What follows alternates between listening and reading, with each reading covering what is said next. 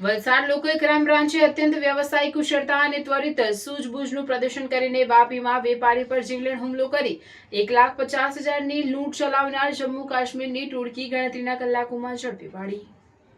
વાપીના કરવડ વિસ્તારમાં આવેલ Poonamji industrial park પાસે ગત 8 મે 2024ના રોજ રાત્રિના સમયે એક વેપારી પર લાકડાના ફટકા વડે હુમલો કરી તેમને ગંભીર ઈજા પહોંચાડી 1.50 લાખની રોકડ રકમની લૂંટ ચલાવવામાં આવી હતી।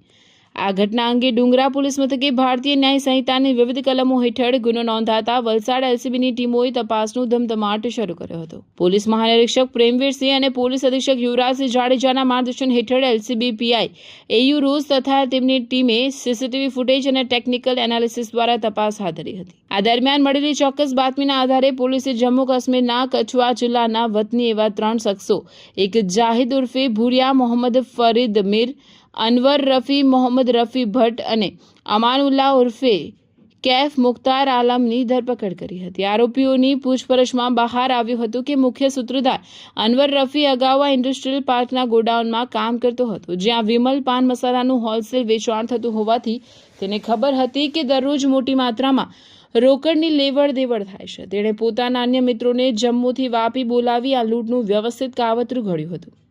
લૂંટની યોજના મુજબ ગોડાઉનમાં કામ કરતા જાહિદે વેપારી ક્યારે રોકડા રૂપિયા લઈને નીકળે છે તેની રેકી કરી હતી। જેવો વેપારી થેલો લઈને નીકળ્યો કે તુરંત જાહિદે અંધારામાં છુપાઈને ઉભેલા અનવર રફી અને અમાનુલ્લાહને જાણ કરી હતી। વેપારી ગેટ પાસે પહોંચતા જ અનવર રફીએ માથામાં લાકડાનો ફટકો મારી તેને નીચે પાડી દીધા હતા અને રોકડ ભરેલો થેલો લઈને ત્રણેય નાસી છૂટ્યા હતા।